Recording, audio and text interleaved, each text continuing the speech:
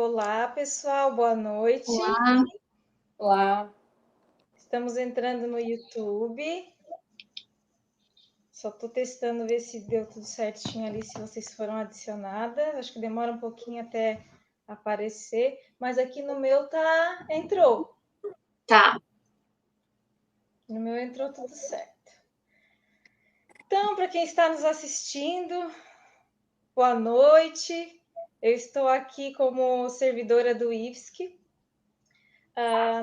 Então, eu quero falar um pouquinho sobre esse projeto, primeiro, né, do GT.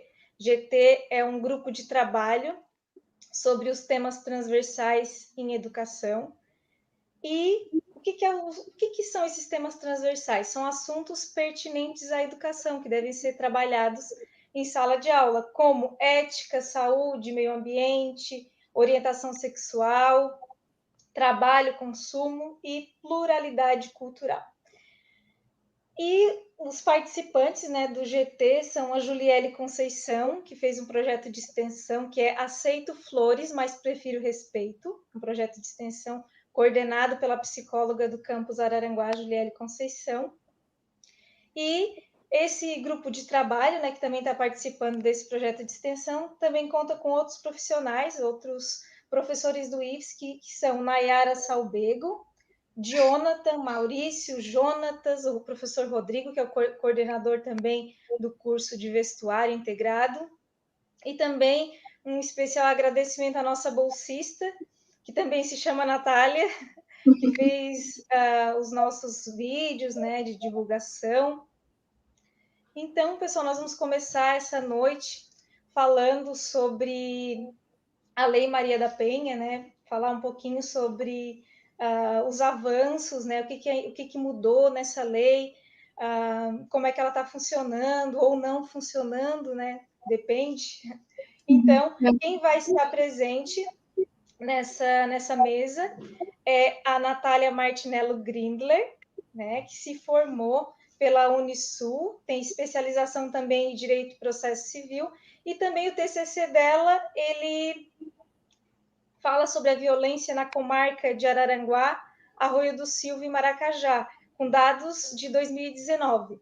Depois ela vai falar mais um pouquinho sobre isso, vai falar sobre o perfil das mulheres, os tipos de violência, as modalidades, que incluem ali da Lei Maria da Penha, e como pedir, né, como ter acesso a essa lei. E nós também temos aqui, que também é uma advogada, né, a Luísa Almeida, que ela também fez estágio, né, no Fórum, na Vara Competente de Violência Doméstica, também é uma advogada, né, formada em Direito.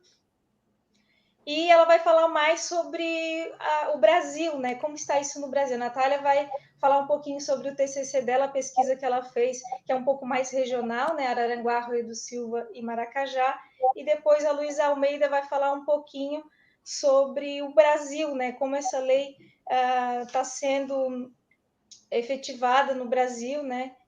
E deixa eu ver o que eu falei mais aqui. O TCC da Luísa fala sobre a resistência do Poder Judiciário em aplicar algumas medidas protetivas, com dados de 2013 a 2018. Então, ela vai falar um pouquinho sobre quais são as medidas protetivas, como pedir, também vai falar sobre grupo de apoio, que é bem interessante.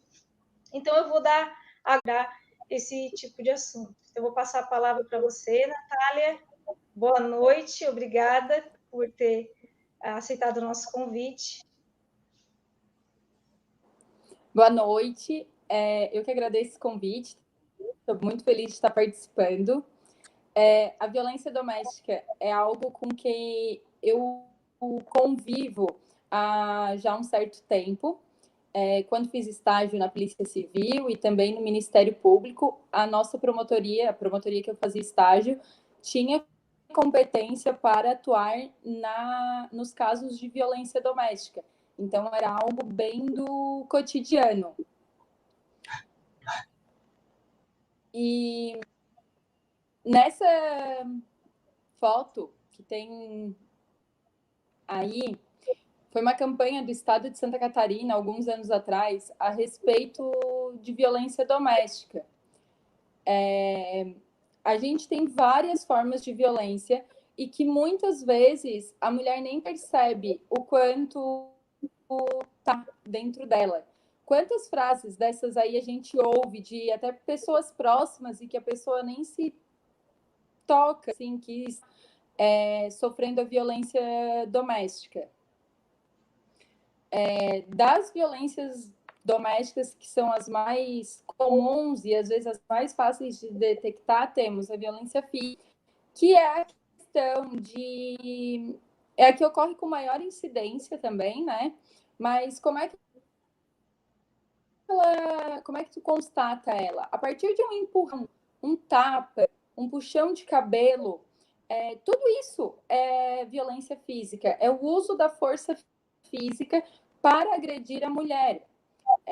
Soco, tapa, empurrão, arremesso de um objeto, desde que tenha aquela intenção de machucar, configura a violência física contra a mulher. No exemplo ali da foto, a gente tem, né? Foi uma batida na maçaneta. Quantas chegam dando essas desculpas de que caiu, de que foi a maçaneta, de que esbarrou? Então, temos que começar a perceber até em outras mulheres como que elas chegam no nosso trabalho, como elas não chegam, para ajudar, às vezes, a outra a detectar. Porque, às vezes, ela não se enxerga dentro de uma situação de violência doméstica. Nós temos também a violência psicológica, que é a questão da agressão emocional. Quando o agressor ele começa a ameaçar, quando ele rejeita essa mulher, ele discrimina essa vítima. A questão ali do... mas se você for embora, o filho fica comigo. Que é o quê? Está ameaçando tirar o filho da mulher para ela não sair, para ela não denunciar isso. Tem N formas, né? A questão de humilhar, de rejeitar, de não querer perto, de não querer sair de casa, porque senão, se ficar vista muito na rua, ele não vai gostar. Então, tudo isso configura uma violência psicológica. Tem violência sexual também. Na violência sexual, apesar de ser um casal em que normalmente as pessoas entendem que não teria como acontecer essa violência sexual, porque já é um casal, o casal consegue dar rotina, mas a partir do momento que ele força essa relação sem que a mulher tenha o interesse, ou que faz ela presenciar uma relação dele com a pessoa, que ela se sinta, a partir do momento que a mulher se sente constrangida em ter essa relação sexual, em participar, já necessariamente, aliás, na verdade, a violência sexual às vezes é até difícil de constatar, justamente por ser vistural do casal ter a relação, a mulher constitui a relação. Então, ali já está configurada uma violência sexual.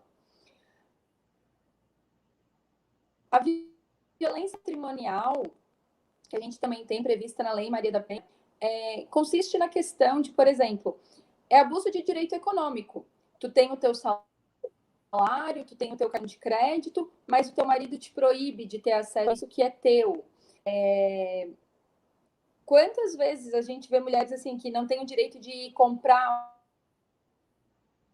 algo que o dinheiro não deixa ela gastar, não deixa ela ir no seu salão e aproveitar do seu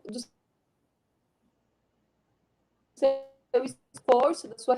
Então, tudo que prive essa mulher de ter a sua independência econômica, todo o seu direito econômico, isso é configurado como uma violência patrimonial.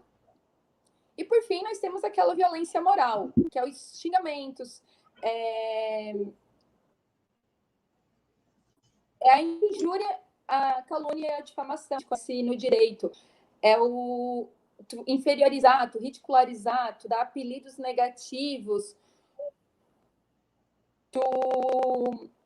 é uma questão de reconhecimento social. tu diminui a autoestima da mulher, tu começa a dizer o quanto ela já não é aquilo que era. Então, normalmente a violência moral, ela vem atrelada àquela violência psicológica. Se tu não ficar comigo, o outro tu não vai achar, e dizer que ela tá, como é que se diz? Falar palavras de baixo calão, tudo isso configura essa violência moral, está associada à violência psicológica. Essa violência é sofrida pelas mulheres, elas precisam assim serem denunciadas. Nem sempre é fácil tu sair de casa para ir lá denunciar, mas até quem está ao teu redor, se começa a chegar, te mostrar isso. É muito comum a gente ver, até às vezes no nosso redor, mulheres que vivem dentro de um relacionamento abusivo, que estão sofrendo e que não percebem. Então, assim, se tu tá de fora, que tu vê essa situação, eu acho muito válido tu dar o alerta para essa mulher, para essas, às vezes é uma amiga, uma parente, alguém do seu trabalho. Porque às vezes ela que tá ali acha que a violência doméstica é só o bater, e às vezes essa violência moral, patrimonial, ela tá sofrendo e ela nem de violência que estão previstos na Lei Maria da Penha.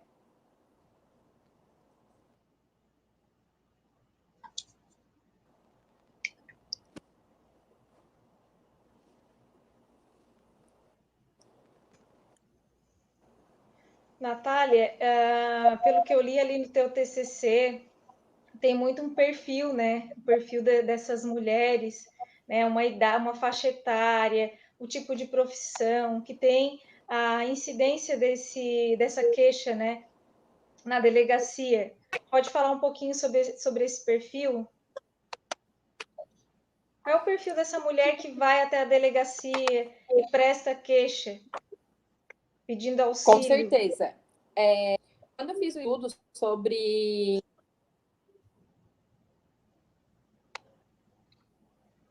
certo.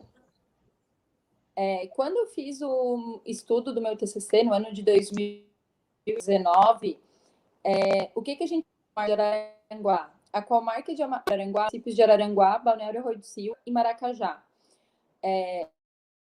Na época, eu até fiz bastante comparativo com violência. O mapa da violência é feito pelo governo sobre os índices de vários crimes, como são essas vítimas, é um comparativo que a gente tem a nível nacional. Na época, ali em 2019, o que a gente constatou? O que eu constatei em Araranguá, na comarca de Araranguá? As vítimas costumam ter entre 20 e o maior número, a maior quantidade de vítimas de violência doméstica. Os autores dessas agressões, quem agride essa vítima, normalmente também estão dentro dessa faixa etária, de 26 a 45 anos. Então, são o quê? São mulheres jovens, são mulheres que são novas, que podem ir atrás dessa questão de sair desse ciclo de violência, né? O que acontece? O que a gente percebe? Quais são as profissões dessas mulheres? Que na época isso chamou muito atenção. A maioria delas são do lar, são costureiras, são empregadas domésticas, ou já são aposentadas, pensionistas, são costureiras, são profissões relacionadas ao âmbito doméstico. A gente não via muito, com muita frequência, uma pessoa que lida com marketing ou profissões que exigem um nível superior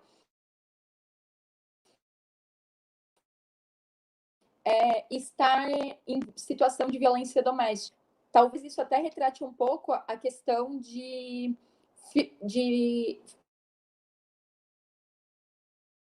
a questão econômica, não ter condições de se sustentar sozinha e às vezes vive naquilo dali por depender economicamente do companheiro, né? Normalmente também essas vítimas de violência doméstica possuem fim em comum com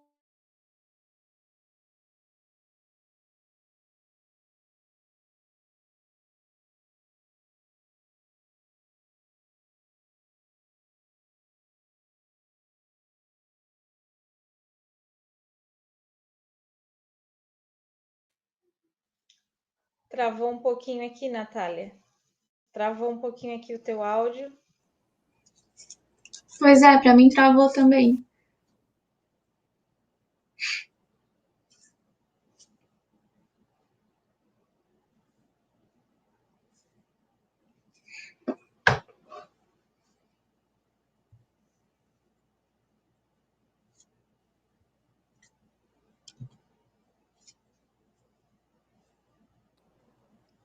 Vamos ver se vai voltar agora, Natália. Eu acho que agora deu. Agora deu. Estava ali falando sobre os filhos em comum, né? Voltamos. Coisas que acontecem. Então, voltando aqui um pouquinho. Normalmente, essas vítimas... voltando então um pouquinho, essas vítimas de violência doméstica que a gente constatou, por ter essas profissões mais relacionadas ao lar, às vezes tem mais dificuldade até de procurar ajuda para sair desse ciclo de violência, por não ter conhecimento, normalmente como tem essas profissões, acabam tendo uma dependência econômica maior do seu companheiro. Essas vítimas, a maioria delas, possuem filhos em comum com este agressor, né? Na época, até a maioria tinha ao menos um filho em comum com esse agressor. Depois, o que a gente constata é quais espécies ali de delito. A sua grande maioria é ameaça, então é o famoso: se tu não ficar comigo, tu não vai ficar com mais ninguém, se daqui eu posso te matar, se tu for embora, mas o filho vai ficar comigo. Então, essa ameaça é o maior delito praticado por esses agressores. Em segundo lugar, vem a injúria, né, que são os xingamentos, que daí tem muita relação com a violência psicológica, que eu havia dito anteriormente. Depois vem o tal do dano, que daí a pessoa, talvez numa discussão, arremesse um objeto, quebre, enfim. E depois vem a difamação, a vias de fato. No geral, essa violência moral e psicológica estão muito atrelada a esta ameaça contra a vítima, tá? O que acontece? Essas vítimas procuram o judiciário, procuram a delegacia de polícia para registrar essas ocorrências, né? E o que a gente percebe? Que esse agressor, ele agride mais de uma vez. São agressões reiteradas. Não é uma vez só que essa vítima se torna vítima. Passando ali, a gente vai ver a questão da retratação dessas vítimas. Muitas delas vão para a audiência, né? A maioria delas até comparecem à audiência, porque o que acontece? A Lei Maria da Penha prevê que quando o crime for possível de representação, que precise a representação da vítima, a vítima precisa deixar claro: eu quero que ele seja punido por isso que ele fez comigo. Então, tem uma audiência preliminar em que a vítima é intimada a comparecer. Então, pelo que a gente constatou no estudo, a maioria dessas vítimas comparecem a essa audiência. Porém, a maioria delas diz o quê? Eu não quero mais ver ele sendo punido. Eu não quero mais ver o meu companheiro sendo processado.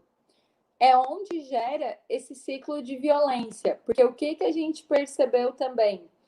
Que a maioria dessas vítimas voltaram a ser vítimas de violência doméstica. Eu acho que está na próxima imagem esse comparativo. A maioria das vítimas, elas voltaram a ser vítimas de violência doméstica. Em 95% dos casos, elas voltam a ser vítimas do mesmo agressor. Então, o que aconteceu? Ela sofreu a violência doméstica, ela denunciou o agressor, ela compareceu à audiência perante o juiz e disse: eu não quero ver ele processado. A gente se deu bem, voltou. Só que, no fundo, o que a gente percebe é o quê? Quando ela volta a ser vítima de violência doméstica em seguida, registrando uma nova ocorrência, o que aconteceu? Ela desistiu do procedimento, provavelmente também por alguma ameaça dele, ou então, o que é mais recorrente, essa vítima depende desse homem. A mulher tem a intenção de manter essa estrutura familiar, que, no meu ver, não existe, uma vez que ela está sofrendo uma violência doméstica, essa estrutura familiar não tem condições de ser mantida. Mas a mulher pensa em proteger a sua estrutura, ela tem esse filho em comum com ele. Então, ela quer ver a família unida, só que ela volta para o ciclo de violência e ela volta a ser vítima. E talvez nessa segunda vez seja algo pior. Se antes ela sofreu uma ameaça, agora ela pode sofrer um tapa, um soco, pode chegar ao extremo de um feminicídio. Então, assim, esse ciclo de violência que é muito perigoso é essa vítima que desistiu e que voltou a ser vítima, é que às vezes aparenta que a lei não é eficaz, mas muitas vezes não é a lei que não é eficaz, é a vítima que não quis ver a punição acontecer. Esse é o cenário da nossa região e que na época a gente constatou que é o cenário nacional, que isso se repete não só aqui, como até os percentuais são muito semelhantes ao do percentual nacional, o que é muito triste, na verdade. Travou um pouquinho aqui, Natália. Travou um pouquinho aqui a internet. Eu estou vendo aqui pelo YouTube que travou. Mas a discussão em ficou mais ou menos geral. Vocês estão me ouvindo agora? Sim.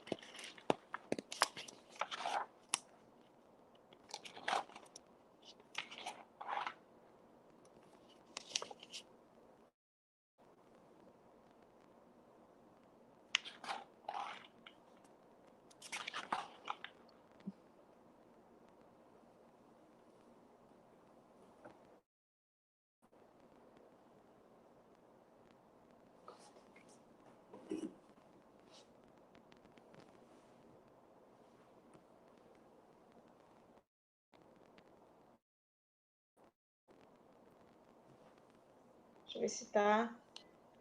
A Luísa. Deixa eu ver a Luísa. Luísa. Oi? Tá me ouvindo? Agora voltou. Ah, tá. Que eu acho que a minha internet caiu também. Foi, acho que foi. Tá, eu não sei se deu para ouvir, pessoal, a discussão aqui, muito relevante para a nossa região. Olha só aqui um comentário da nossa professora. muito relevante para a nossa região o estudo desenvolvido pela Natália, né, Natália? Um perfil, nós temos aqui um perfil, né, do tipo de agressão realizada aqui nessa região, né, região de Araranguá, Maracajá e Arroio do Silva. Então, é muito importante esse estudo que tu fizeste, né? E também a gente tem que analisar também isso, né? Analisar o porquê que isso acontece, né? Que volta a acontecer. Eu acho que tu que estavas lá dentro fazendo a pesquisa, né? Fica mais claro, né? Que tem, não é só a lei em si, a lei ali para proteger as mulheres, mas tem outras circunstâncias, né? Que muitas vezes fazem com que essa lei não seja totalmente cumprida, né? Não sei se a Natália voltou a me ouvir, Natália. Exatamente. Tô ouvindo. Então tá. Ok, então eu queria falar um pouquinho agora com a Luísa e depois vamos ver se a gente tem alguma pergunta ali, se o pessoal vai querer fazer alguma pergunta para vocês. Por enquanto, Natália, muito obrigada pela tua pesquisa, por compartilhar isso conosco. E agora vamos falar um pouquinho com a Luísa e depois a gente volta a conversar sobre isso, sobre a Lei Maria da Penha. E porque na realidade a Luísa também vai falar um pouquinho sobre isso, né, Luísa? Vou colocar aqui o teu material. Tá. Aqui. Já vou colocar.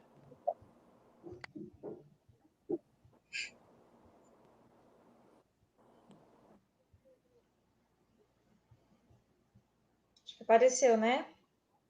Apareceu. Vou colocar no comecinho aqui. Vou colocar no comecinho. Aqui. Ok. Acho que agora deu.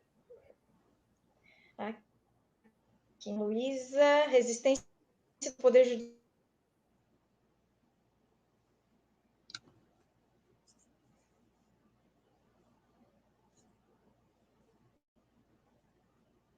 Acho que travou um pouco.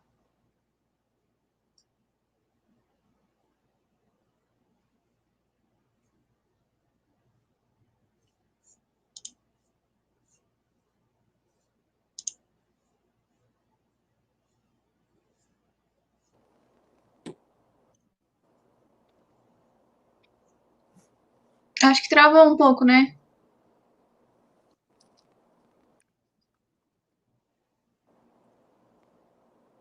Acho que o da Carla tá travado.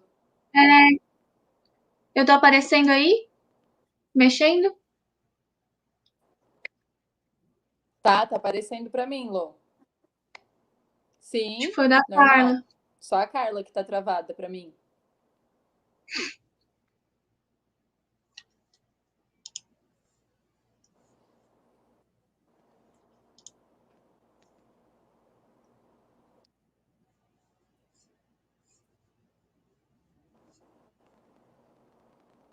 Ela vai entrar de novo.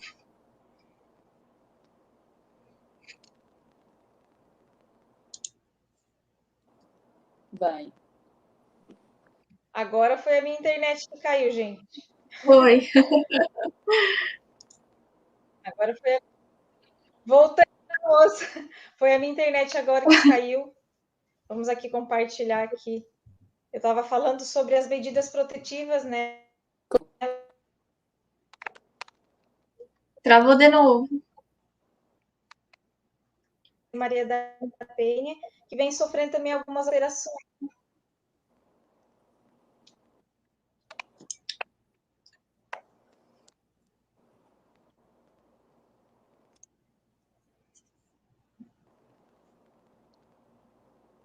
Travou de novo.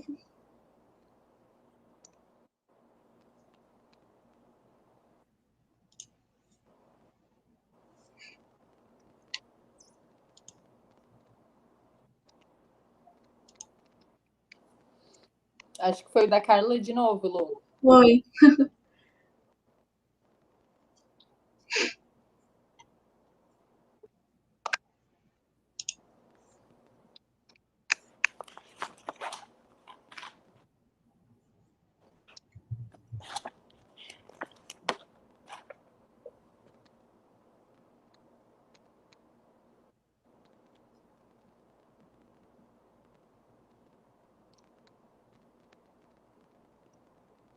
Eu acho que ela vai entrar de novo.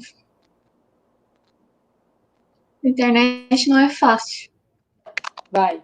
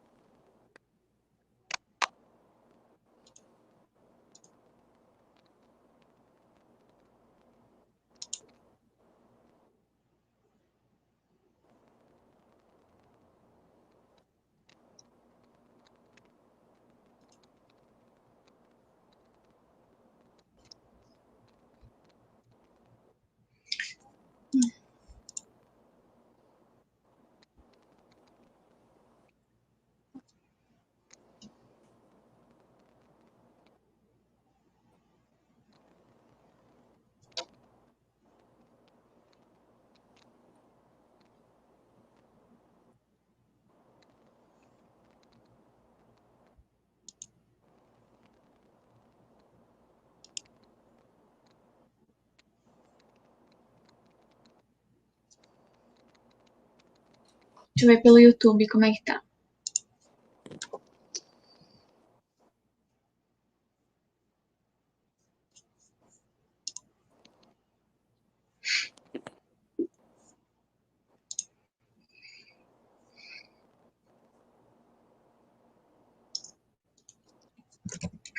Ô, Lu, Oi? a Carla mandou uma. Vê se tu consegue ouvir, porque eu tô com o celular. Ah, tá. Acho que agora voltou, né, gente? Oi? Gente, eu peço desculpas, a minha internet está caindo. Não, tudo bem. Tá, agora eu vou Oi. tentar restabelecer aqui, mas eu vou mandar um link para outra pessoa me substituir caso trave, tá, pessoal? Para Tá. não atrapalhar aqui o nosso diálogo, tá? Eu só vou compartilhar aqui. Sem problemas. Tá. Agora, na hora de compartilhar, tá travando. Deixa eu ver. Vou tentar mais uma vez aqui.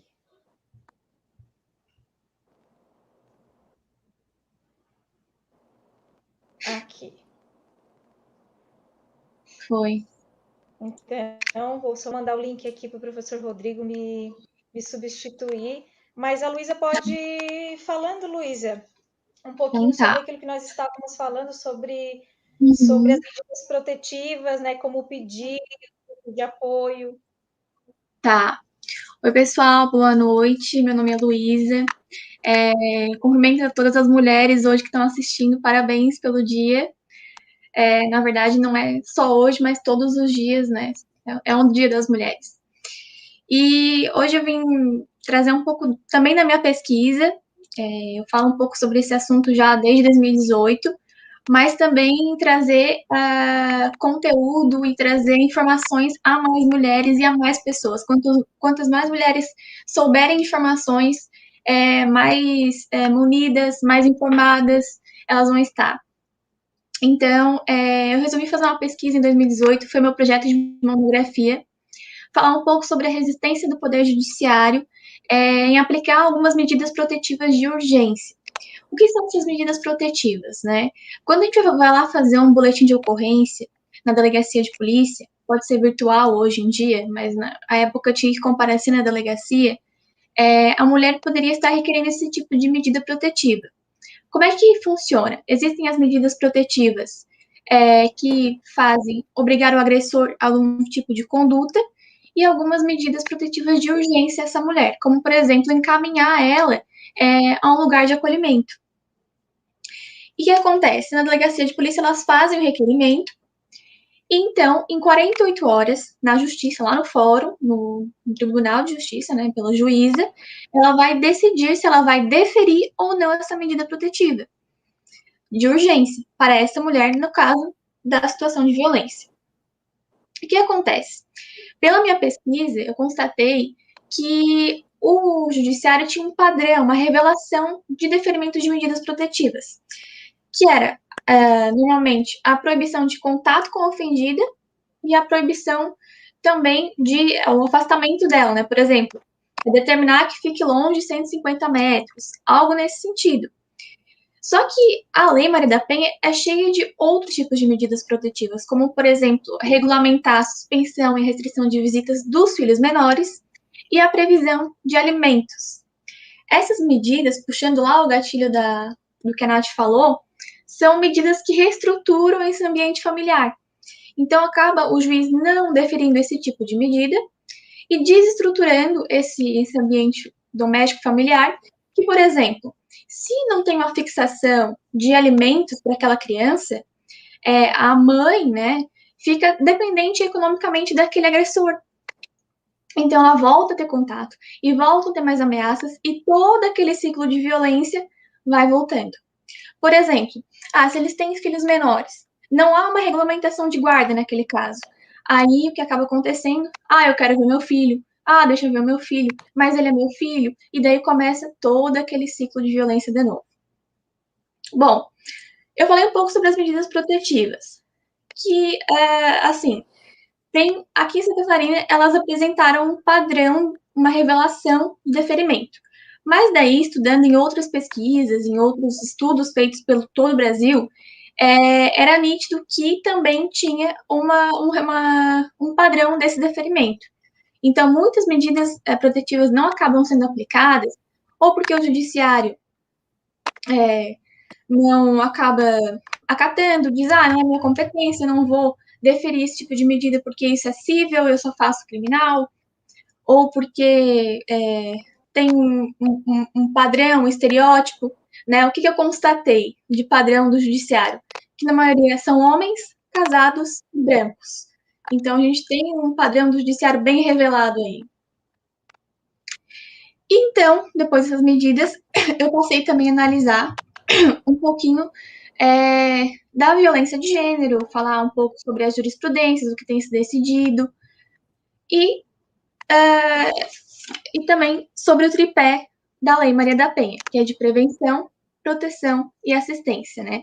A lei, ela foi toda feita, toda embasada para que a mulher tenha proteção, para que se previna e para que se tenha assistência. Só que em muitos casos, né, a assistência, por exemplo, em Santa Catarina, ela acaba sendo um pouco falha. Eu, por exemplo, nunca tive conhecimento de um lugar de acolhimento dessa mulher em situação de violência. Nunca soube onde tem aqui perto ou onde ela possa estar abrigada.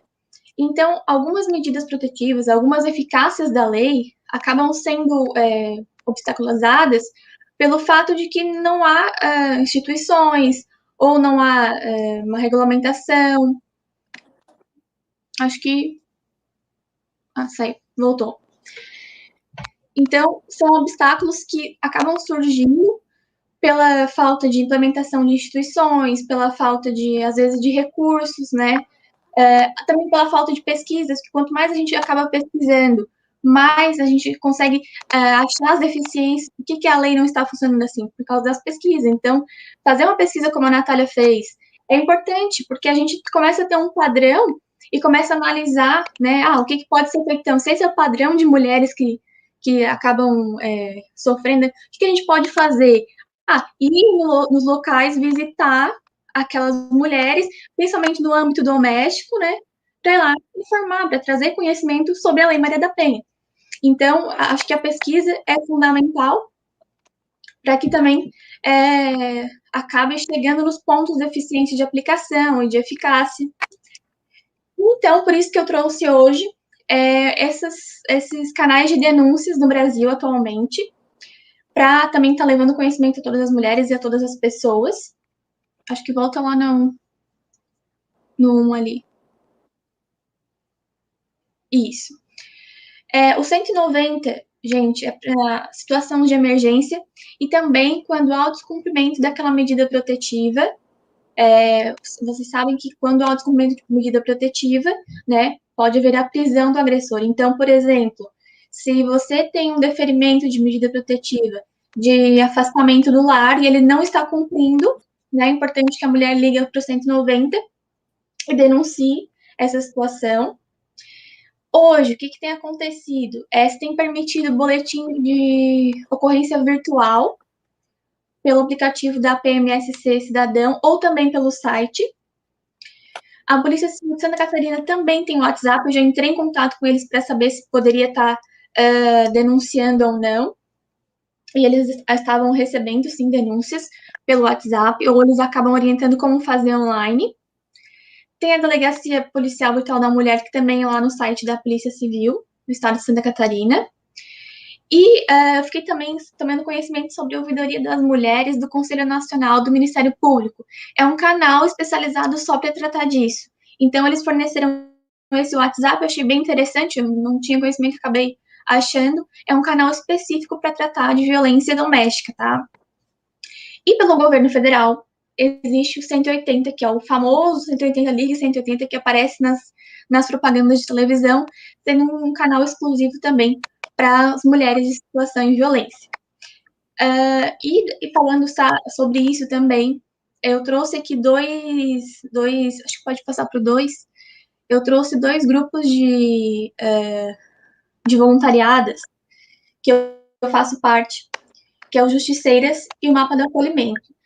Quando a gente fala que a Lei Maria da Penha acaba tendo deficiências, uma dessas, com certeza, é a denúncia, e essa denúncia chegar ao judiciário. Ou essa denúncia chegar a algum atendimento. Como é que funcionam esses projetos? O Justiceiras, acho que é o que existe há mais tempo. Essa mulher vai entrar em contato com esse grupo de apoio, e ela vai ter atendimento psicológico, ela vai ter atendimento médico, atendimento por advogada voluntária, e atendimento também por assistência social. Então, são 4 áreas. E isso revela a eficácia, porque normalmente só o judiciário não ampara. Precisa de uma questão psicológica envolvida. E todas esses profissionais envolvidos se comunicam. Então, todos eles vão estar a par da situação daquela mulher em situação de violência. O que também facilita o trabalho de cada um, porque vai envolver aspectos psicológicos, aspectos legislativos, aspectos assistenciais, né? Muitas vezes, mas a minha família é lá de outro estado e eu tô aqui, né, com o meu marido, dependendo economicamente, financeiramente dele.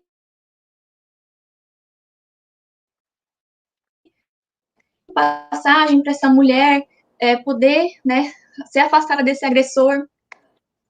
E acaba, então, envolvendo, depois ela vai para atendimento médico, vai para fazer, é auxiliada a fazer um boletim de ocorrência, todos esses aspectos que envolvem todas as áreas. E o Mapa do Acolhimento aqui em Santa Catarina também faz esse tipo de trabalho voluntariado, lembrando que as mulheres são todas profissionais, são todas voluntárias, e tudo é por meio digital, né? Quando a gente não consegue presencial agora, não mesmo por causa da pandemia, mas é tudo digital. Atendimento por WhatsApp, por e-mail, e o mais interessante, gente, o que aconteceu comigo, assim, como relato, é que muitas vezes eu tinha que chegar e inventar uma senha com essa mulher, por exemplo, assim, você quer maquiagens hoje? Porque a gente, né, não vai ali já, às vezes até o agressor tem posse daquele telefone, então a gente não pode já chegar falando aquele tipo de coisa, porque muitas vezes ele pode ter posse daquele telefone e a gente nem saber, então a gente criava um tipo de código, um tipo de senha, e acabava falando com essa mulher. Aí depois, a gente preenchia um relatório, e ela acabava sendo monitorada ou finalizando o atendimento. Agora, na pandemia, eu acho que cresceu, esse número de denúncia virtual cresceu muito mais, né? E pode passar para o terceiro.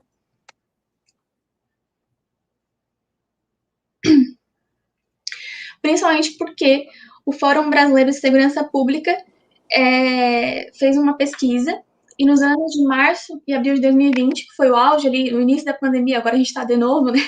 Mas o início ali em que as pessoas ficaram mais em casa, nos seus âmbitos domésticos, cresceu 22,2% o número de feminicídios. Em Santa Catarina, a gente teve também, em 2020, uns feminicídios bem com destaque, com enfoque, mas em números nacionais, né, trouxe números nacionais, a gente teve uma crescente em março e em abril de 2020. Então, ali, né, subiu 117 para 143 em um ano. Luísa, é pouco, assim, né? Mas, gente, não é em números, mas em questão de situação, assim, é que com o que a gente tem hoje era para estar se diminuindo, né?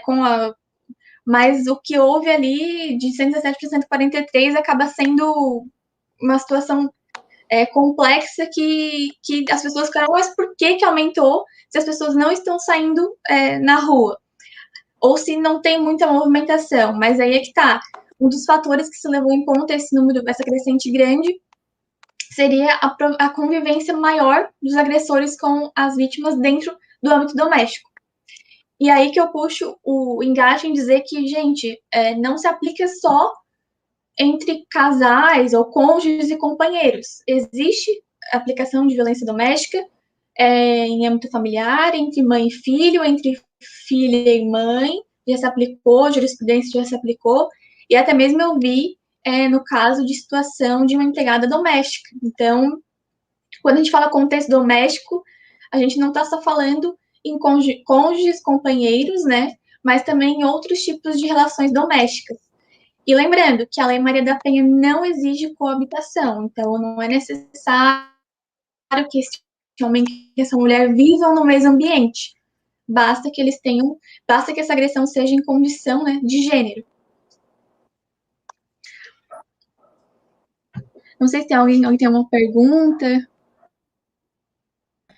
Aqui tem algumas coisas muito interessantes, né? Que as pessoas sempre pensam que tem que haver essa coabitação, né? Tem que morar junto, tem que estar na mesma casa para se aplicar a Lei Maria da Penha. E como tu falaste ali, não é necessário, né, Luísa?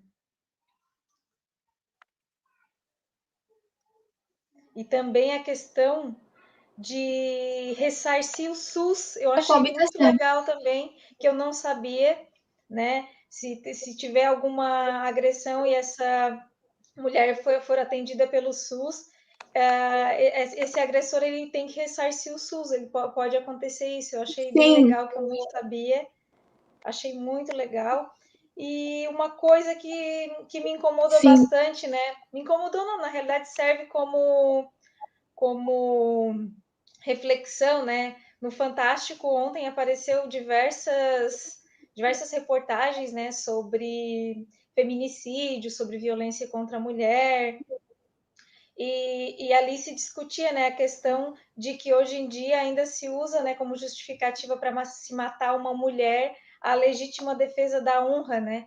Citou aquele caso do assassinato da Ângela Diniz, né, e foi trazendo outros casos que ainda acontecem e as pessoas usam ainda isso como justificativa, né? Legítima defesa da honra para matar uma mulher, né? Então, assim, eu penso, né, muitas vezes, será que é um retrocesso isso? Será que a gente não evolui em relação a isso? Isso não é hora de acabar, né? Sim. E ali a juíza, não sei se foi a juíza que falou, ou a promotora, não lembro bem, mas ela falou que como um dos casos foi julgado por júri popular, não tem o que fazer, né? Porque o júri popular ele é soberano. Exatamente. Então, só que assim, ó, isso mostra de certa forma que esse preconceito, né, ainda está na nossa sociedade, né? Sim, com certeza. Um machismo estrutural, né?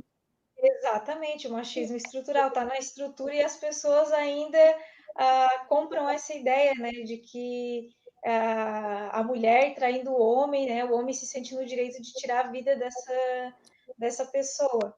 Uhum. Então, é só mais um comentário mesmo, tá? E também alguns aspectos que são 14 anos, né, de Maria da Penha, neste ano vai fazer 15, é isso? É de 2006, né?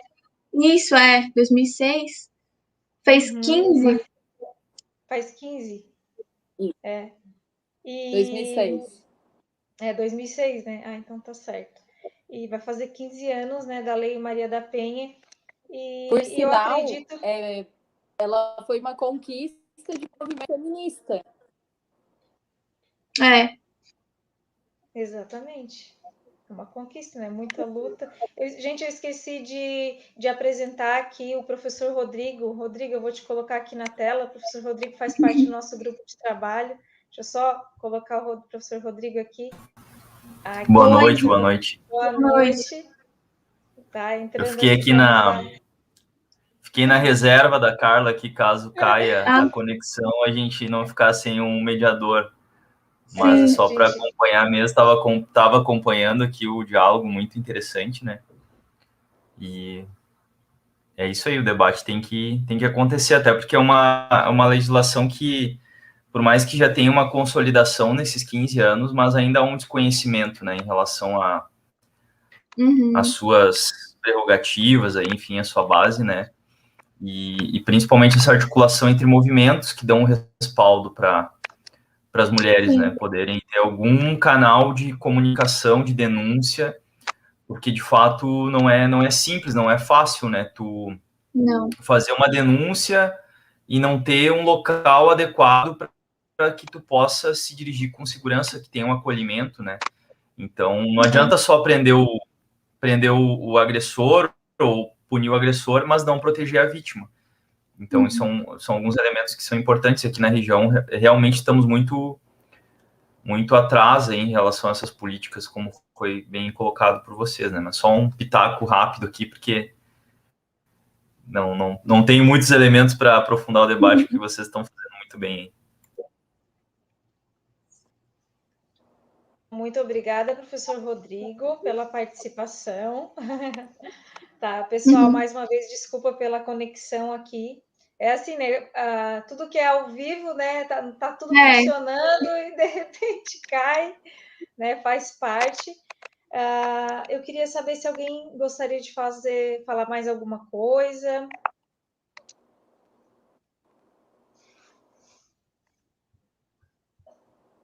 Aqui tem a questão da dependência psicológica. Deixa eu só mostrar aqui alguns comentários, né? Que a Nayara, acho que eu tinha já mostrado, a dependência psicológica também é uma questão forte, né? Aquilo que a gente estava falando lá no começo, né? Que muitas pessoas pensam que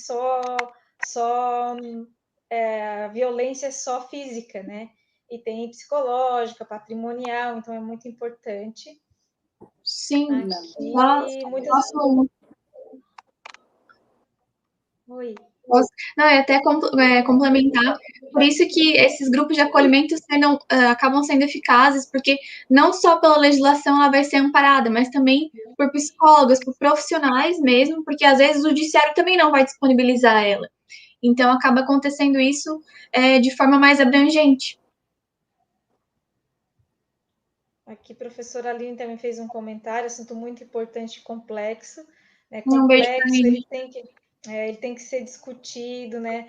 Tem que ser debatido, mostrado sempre, né? E aqui nós temos o lado, né, dos educadores que buscam sempre abarcar essas pautas, né?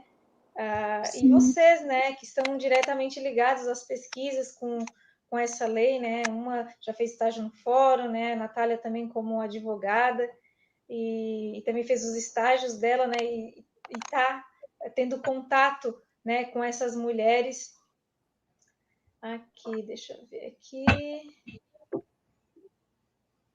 Deixa eu ver aqui. A Nayara, poderiam fazer um relato mais pessoal, falar experiências impactantes que possam servir de exemplo para a comunidade em geral cuidar.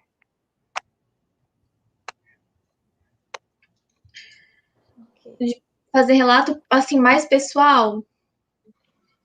Eu acho que posso fazer um relato como assim advogada, cuidar com o que acaba acontecendo, o que aconteceu comigo, um relato pessoal. Participando desse grupo, eu tive uma assistida que ela acabou ligando, desesperada, queria ajuda, chorando, e eu estava em situação de emergência, só que eu não podia me deslocar até ela, porque ela era de São Paulo e eu era daqui de Santa Catarina. Então, assim, procurar saber quais locais de atendimento à mulher, procurar saber os locais de atendimento em caso de emergência, né, as delegacias, porque ela não sabia onde era. Eu também não. Então, eu fui correndo, procurar no Google, liguei para todas as delegacias que pudessem da comarca lá, era uma cidadezinha pequenininha de São Paulo, e acabou acontecendo que estavam fechadas devido ao Covid. Então, tive que auxiliá-la a fazer um boletim de ocorrência virtual, E aí existem líderes desse grupo, né, que acabam auxiliando, que daí conseguem se deslocar até a mulher em situação de violência e acabaram auxiliando ela também. Mas, assim, é procurar saber quais são os canais de atendimento, quais são os locais que eu posso ser atendida em emergência, né? Também ter muito cuidado com as redes sociais. Eu mesma fui vítima de, acho que foi uma extorsão, né? Na qual eles ameaçavam expor as minhas fotos em redes sociais. E foi um fake, eu nunca não tinha conhecimento de que era aquilo, era um fake. E então passou a me ameaçar. E daí eu, como advogado, fui vendo até onde ele iria, né? No caso, ele queria dinheiro, mas como eu não tinha nenhum material, né? Eu assim, não, então eu queria fui vendo onde ele ia. Então, também cuidar com esses golpes, cuidar com as redes sociais, né? Porque hoje a gente tem todos os tipos de violência, o stalking, que eu deixei aqui de falar um pouco, que é uma tendência que vem com tudo, tem acontecido muito, que é a perseguição nas redes sociais. Então, a pessoa acaba bloqueando o agressor. Ele cria um perfil falso e ameaça e sabe onde ela tá, porque hoje é muito fácil tu ter localização, essas coisas. Então, assim, existem hoje novos tipos de violência e como relato pessoal e como pessoal também, como advogada, orienta as pessoas a saberem a se informar e tocar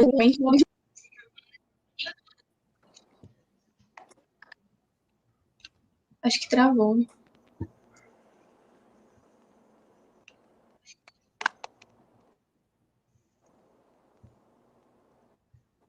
Travou?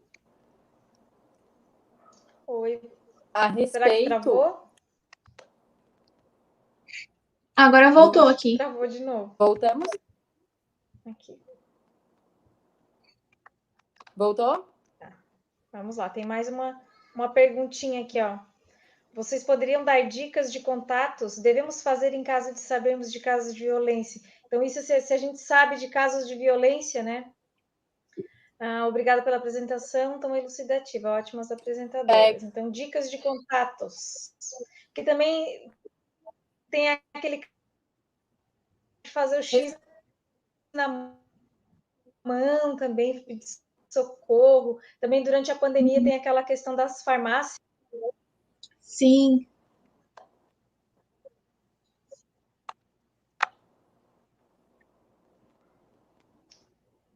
Gente, não sei se vocês me ouviram.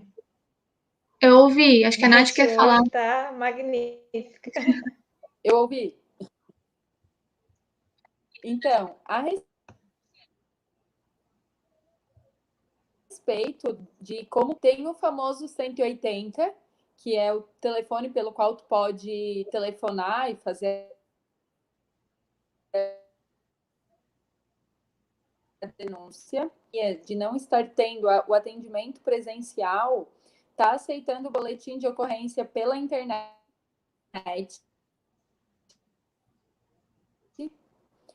Então, pode entrar no site da Polícia Civil ou da Polícia Militar e boletim de ocorrência, narrando a sua situação de violência. Tem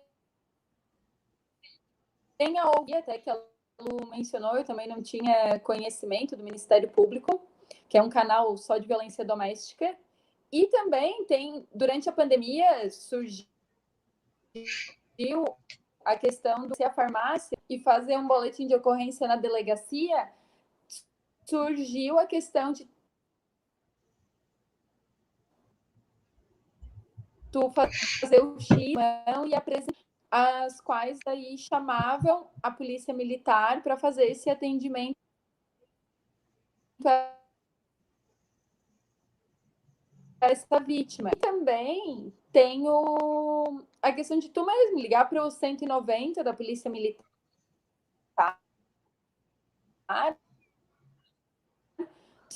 sair para chamar essa polícia para vir fazer esse flagrante é bem importante também.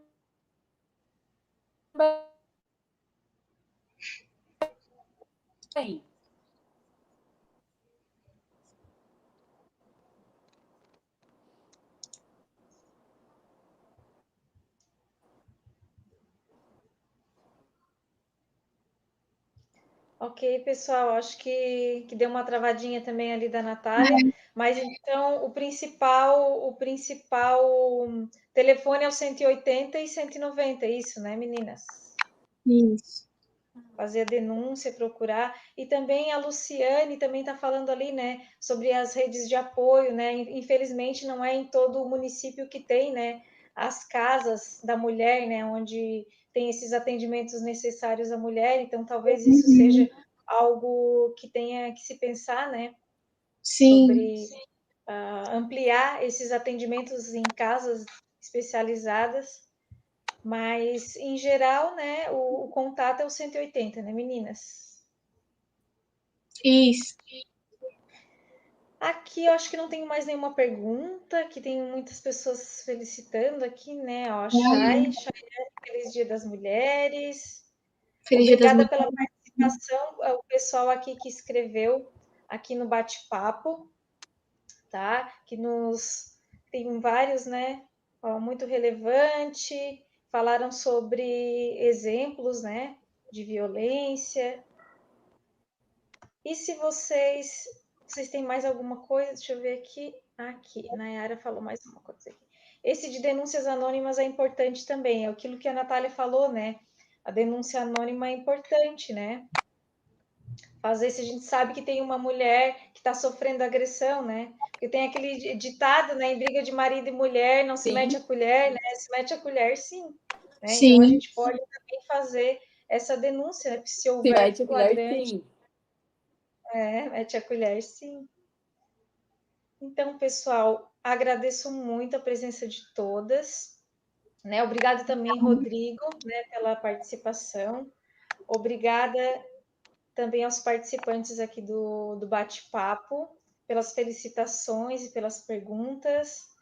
Aqui, né? Ó, temos o 180, onde podem ser feitas denúncias anônimas, ótimo, né? Sim. Então, pessoal, vocês querem complementar alguma coisa? Eu acho que eu falei tudo em suma, mas aproveitar para parabenizar de novo todas as mulheres e dizer que somos plurais, somos fortes, somos mulheres, né? E que não somente hoje seja um dia para que a gente possa reforçar, mas todos os dias a gente não, e principalmente temos liberdade de pensamento, de convicção, e porque isso ninguém pode nos tirar. E também, assim, que eu vi uma frase que eu achei bem interessante, que hoje não é um dia romântico, mas sim um dia político. E eu super concordo, porque, para mim, cada dia tem sido um dia político de me posicionar, de tentar levar informações às mais mulheres, e também na minha profissão, porque a gente sabe que a advocacia é uma profissão com bastante estereótipo, né? É uma profissão que a maioria nós temos bastante homens, mais velhos, determinado padrão, e é assim, a gente vai aos poucos, já conquistamos muito, mas temos muito ainda para conquistar. Ok. Muito obrigada, Luísa, pela participação. Obrigada também, muito obrigada, né, mais uma vez. Então, eu vou encerrando as nossas discussões, né? E as atividades do GT continuam durante o mês da mulher, né, do grupo de trabalho. A gente continua divulgando nas redes sociais do IFES, né? E Dia da Mulher é dia de luta, né? Como a Luísa mesmo falou, né? Dia de luta, de mostrar, de lutar pelo nosso espaço. E nós, né, estamos sempre na luta, dia de luta, né? Todo mundo diz, nós somos frágeis, nós somos o que nós quisermos ser, né? A gente luta para isso. Então, muito obrigada. Então, boa noite para você. Que a gente pode ser...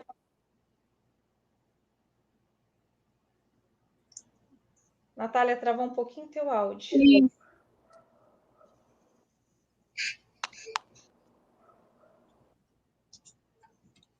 Então, ok, pessoal, travou aqui. Hoje a internet não está nos ajudando. A internet resolveu não colaborar. Não Às vezes colaborar. dá tudo certo, né? Ali o professor Jonathan está nos dando parabéns. Muito obrigada. O professor Jonathan foi o que fez a arte do nosso evento. Muito obrigada, legal. professor. Jonathan faz parte do nosso GT também. Então, boa noite, pessoal. Muito obrigada. Boa noite. Obrigada. Tchau, tchau. Tchau. Boa noite, foi um prazer.